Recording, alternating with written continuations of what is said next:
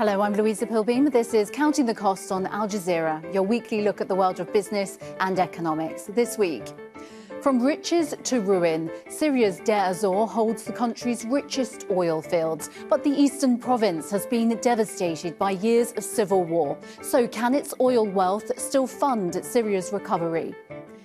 With bombed-out towns and shattered infrastructure, Deir Az Zor is one example of the sheer scale of destruction in Syria. I'm Osama bin Javed in Deir Az Zor, and I'll tell you why hundreds of thousands of people are still displaced from here, and those who have returned are finding it hard to rebuild their lives. And another crisis is unfolding in silence.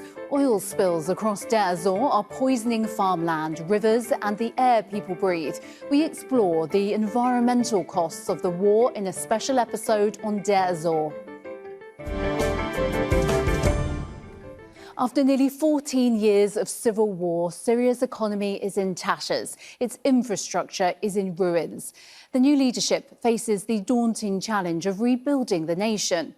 The government is betting heavily on foreign investment to jumpstart growth and has pushed the US and EU to ease some of the Western sanctions. But this alone won't be enough to reverse Syria's economic decline. The oil industry, once a major source of revenue, could play a major role. However, the government is struggling to revive the nation's oil wealth. Al Jazeera's Osama bin Javed is one of the first journalists to visit the province of Deir Az Zor, Syria's oil heartland. We'll explore with him his findings shortly. But first, let's look at why the province is important. Most of the oil fields are concentrated in Deir Az Zor in eastern Syria near the Iraqi border. In fact, the area hosts the country's largest oil field, Al Omar. Hazaka province in the northeast is also central to Syria's oil production.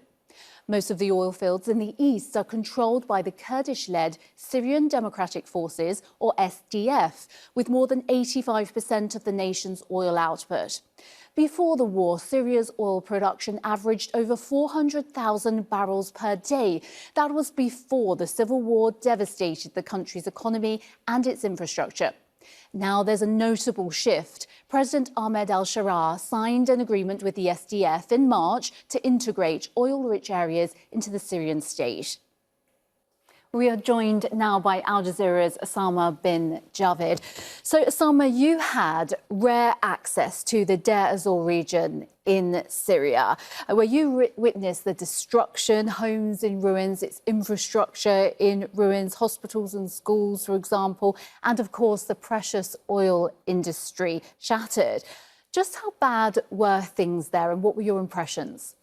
Well, Deir Az Zor is a very key strategic place in terms of what it stands for Syria. We got this access because we were lucky enough to persist that we wanted to go there. And we were able to see not just the destruction and devastation and the willingness of the people to return, but also the challenges that lie ahead. It's not just about infrastructure. It's about everything that you could possibly imagine for an area to sustain lives. Syria's Deir Az Zor was about a quarter of what its original size was. And its residents and people who lived through those years told us about how the city has essentially lost its soul. It's been burnt off its face, as one old man told us. So it has the potential. It has been neglected and then devastated by war. And now a lot of work needs to be done. Osama, how rare was this access? And is there some sort of hope for the future? But this is a very remote part of Syria. It takes you somewhere between 6 to 8 hours to get to Deir Az Zor. And once you get there, it is a place which is known as the empty quarter in Syria, where there are still ISIL pockets, groups that operate which are beyond the government's control. So there are lots of security concerns there. And every journalist who is going there, either from another region or from outside, is essentially focused on what the stories are there in Damascus, the economy, the power structures, the security. And that is why Deir Az Zor, which has been neglected for decades, continues to be neglected. And what we saw there is all aspects of life, of people trying to come back, trying to make a living, go back to these oil fields. But again, it just underscores the challenges that lie ahead, not just for people to sustain their lives, but also for the infrastructure and the economy required to sustain all of it. Here's a little bit of what we saw when we were there. Since the 1950s, these pumps have extracted from wells in Syria oil which once accounted for almost a third of state revenue. But decades of negligence and conflict have devastated the industry. Makeshift refineries like this are now burning crude in open pits. They discharge oily sludge into waste ponds and dump waste into rivers. Many are still controlled by the Kurdish-led Syrian Democratic Forces, or SDF. The Damascus government operates less than 20% of the oil fields. The downfall started with sanctions, and then deteriorating security caused foreign companies to withdraw. Syria, formerly an oil exporter, shifted to importing nearly all refined fuel. The depleting Al Thayim oil field in Deir Az Zor is still pumping close to 3,000 barrels a day, but it's on the brink of collapse. We face many challenges in terms of production and equipment. Our capabilities are also limited in transportation, even logistics for the employees and workers. We need foreign expertise to help rehabilitate the fields.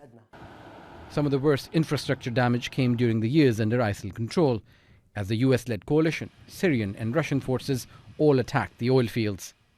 This is known as black gold in Deir Az Zor, a region which has seen some of the worst fighting over the years, and many of its oil fields are still contested.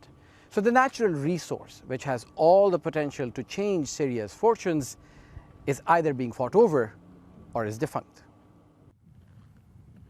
The overall losses to the oil and gas sector are estimated to be more than $115 billion.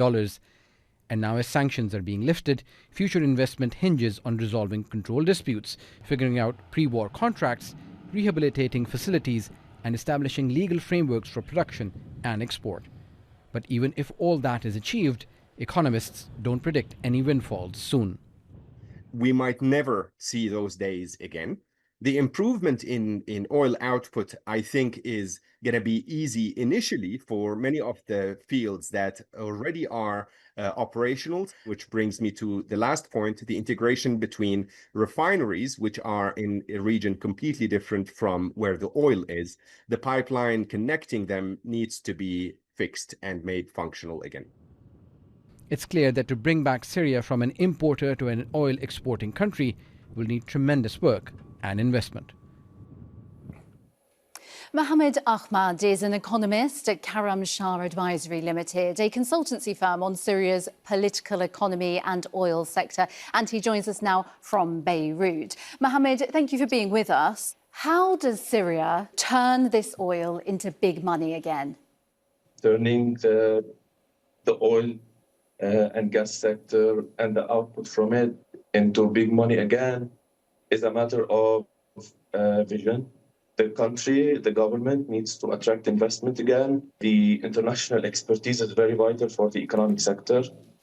Without the international expertise, Syria alone cannot go with such a project. $6 billion is just the direct damage, without counting for the outdated facilities that also needs great investments in terms of upgrading or putting new technology into practice. How valuable could the oil industry be for Syria going forward? Before the conflict, Syria oil and gas sector was contributing to around a quarter of the state budget, generating about $3 billion of hard currency. Now, the production is a fraction of what it used to be, and most of it is out of the control of the government. Most of the resources do not generate resources for the government. Currently, we can speak about very minimal contribution.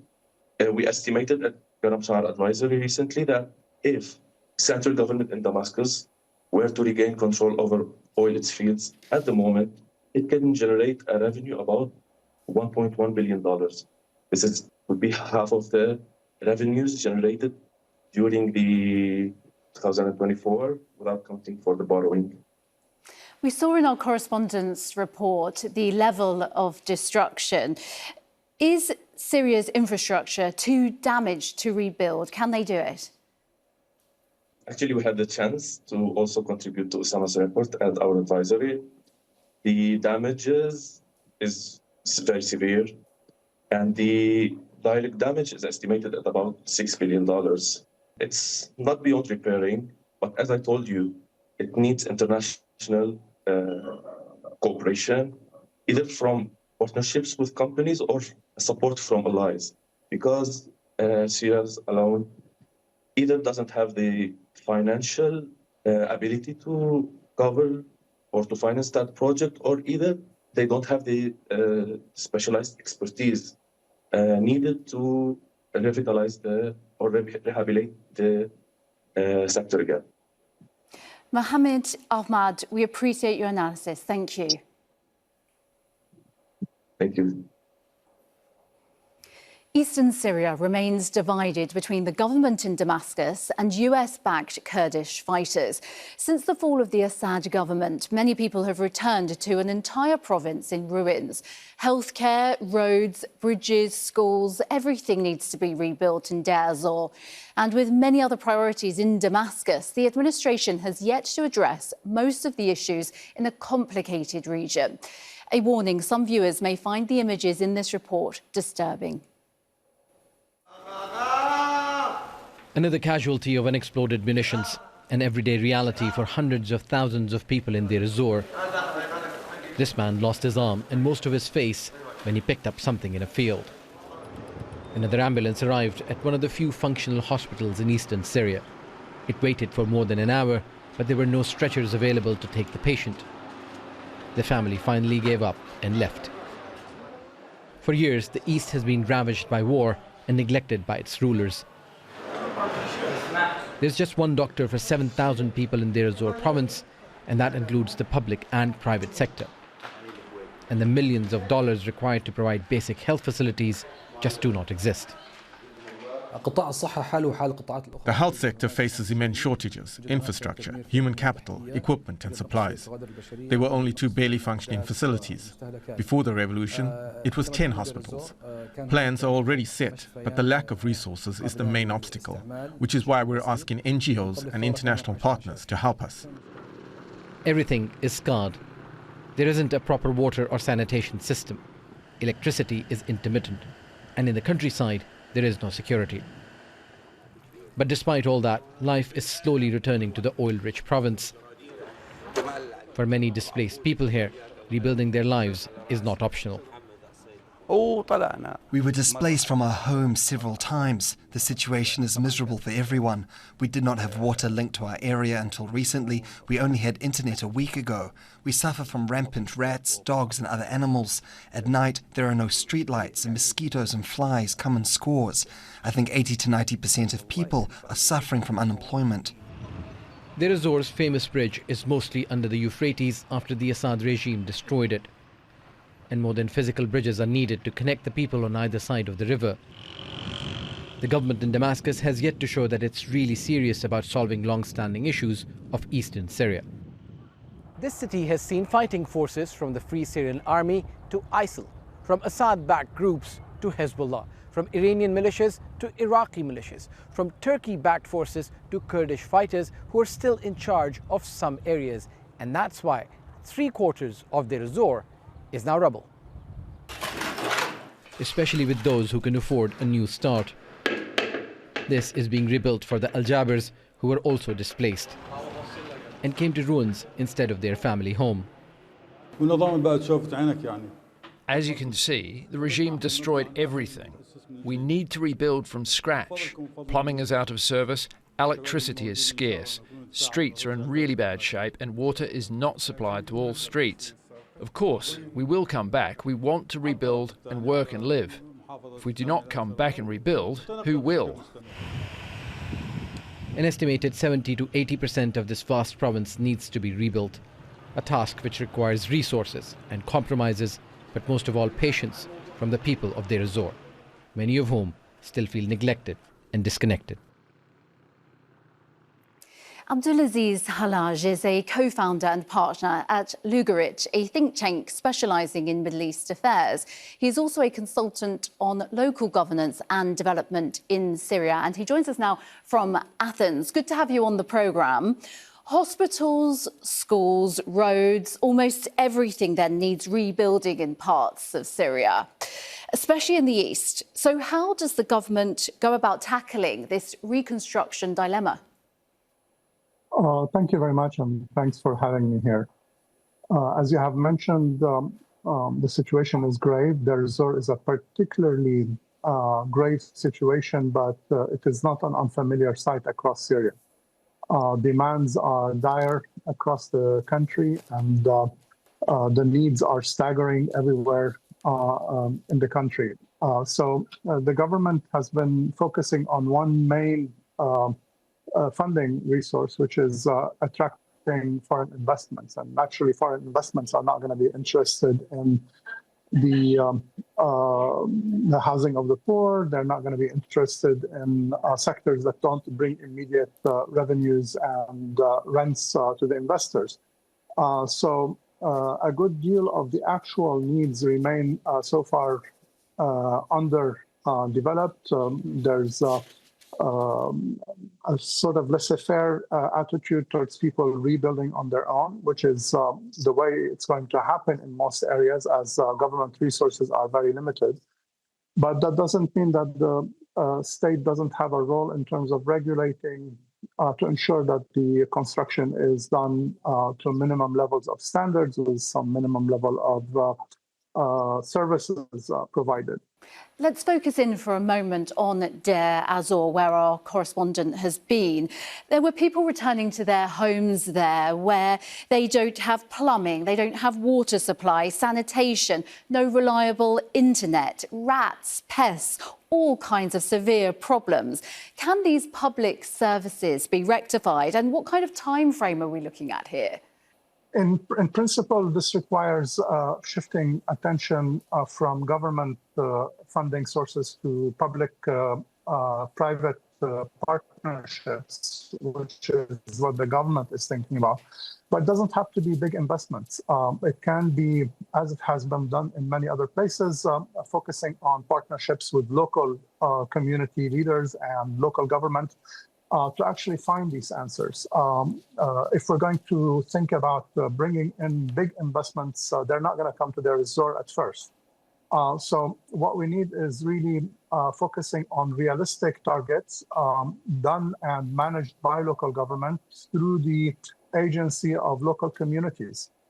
Reconstruction costs are estimated to be in the region of $250 to $400 billion, a huge figure. Where will that money come from? That's a general misconception. First of all, Syria has no absorption capacity to handle such a large amount of funds, even if they were available. What we need to think about is we need a process of redevelopment. Syria has lost 14 years of war, but in terms of development costs, we have lost roughly about 40 years of development. We're going to have to start from scratch, rebuilding local economies, rebuilding local supply chains. Deir Az Zor is a rich governorate. It has some resources. What needs to happen is we need to figure out a political solution that will settle the status of Deir Az Zor so that communities, expatriate communities, local leaders, local tribal leaders can come together, put their ideas together, and start bringing in local solutions. Unfortunately, that's not what's happening in Syria right now. Damascus is trying to usurp all of the access to funding through Damascus, and that's going to create a bottleneck that will not be easily surpassed. Al-Sharar and his new government have clearly inherited problems, but how vital will it be for the international community to lift all of the international sanctions?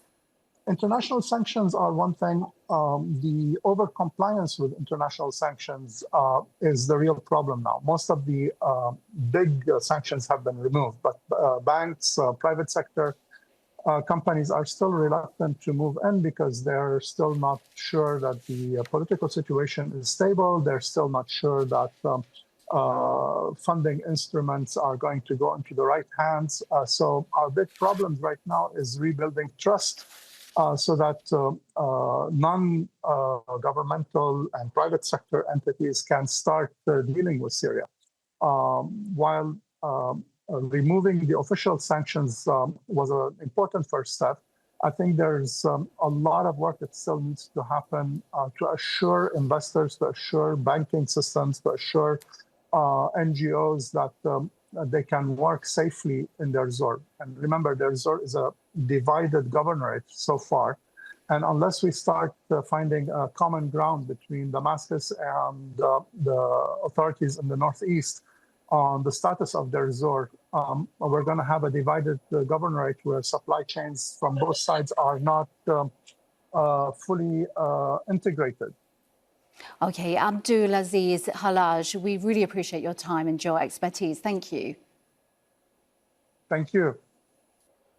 One of Syria's main oil facilities has been spewing toxic sludge for years.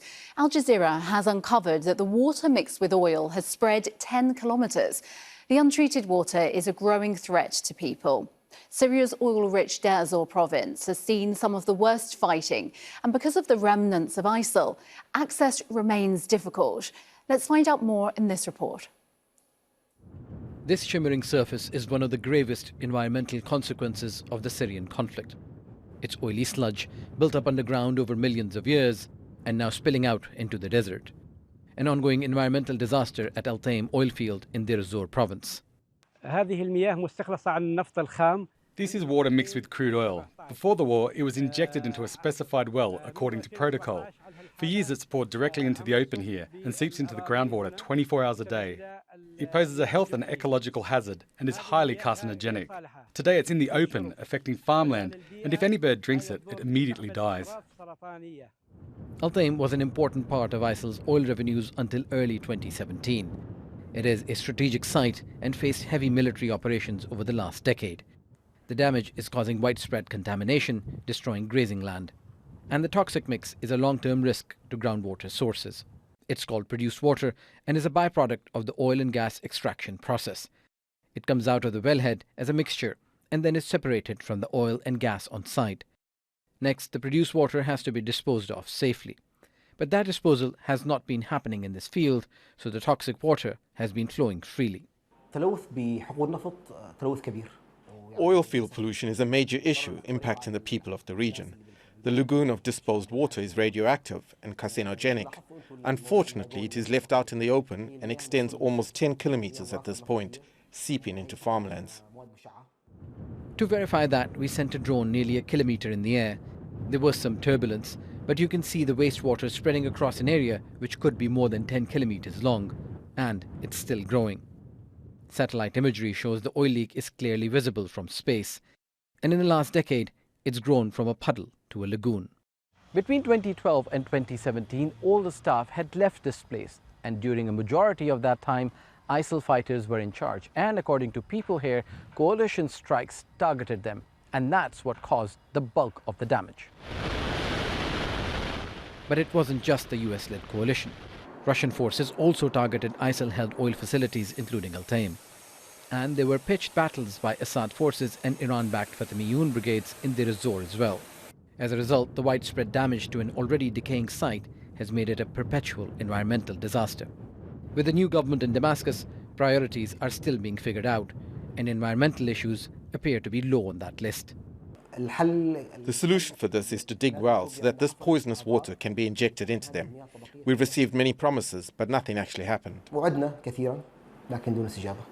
Jazeera has not received a response from Syria's energy ministry by the time this report was published.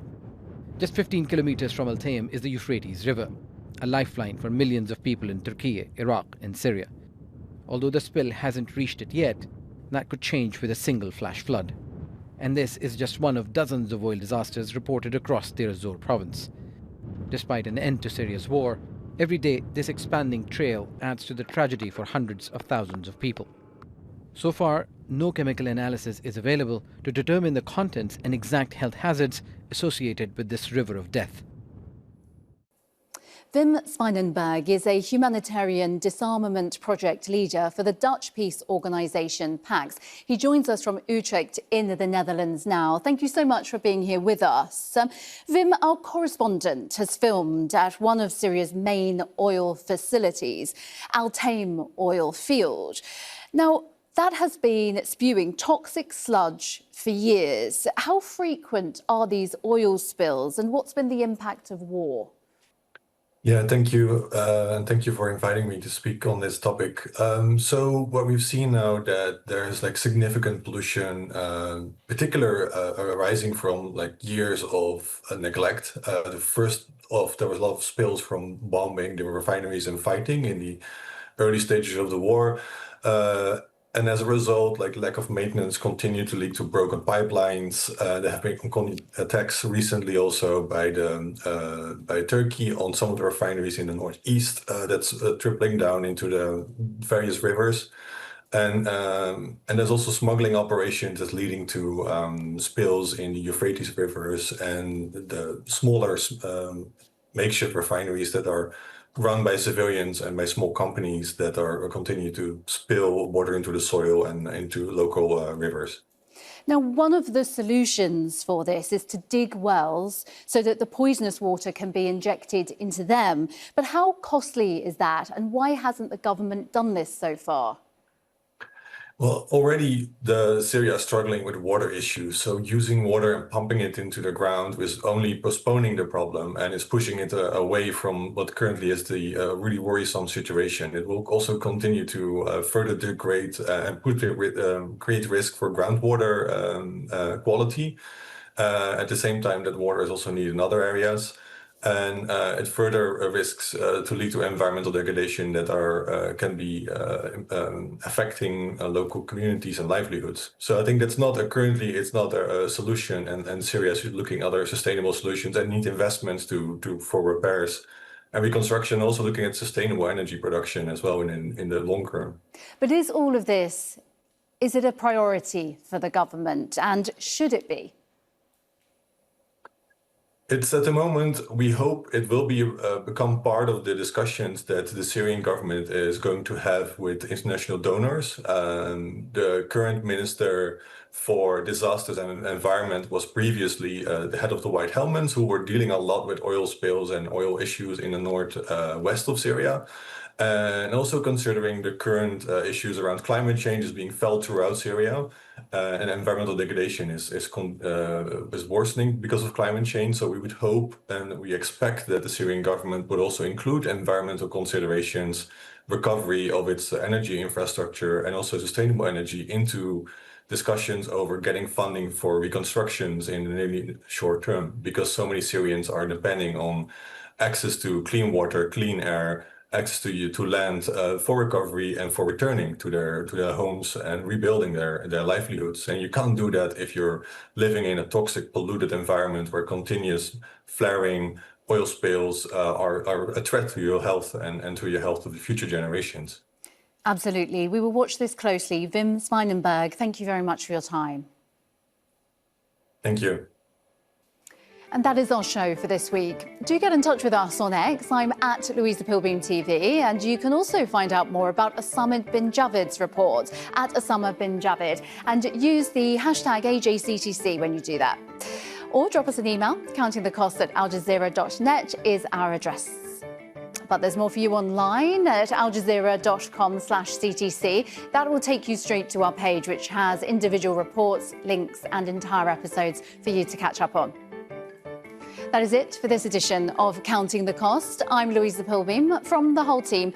Thank you for joining us. The news on Al Jazeera is up next.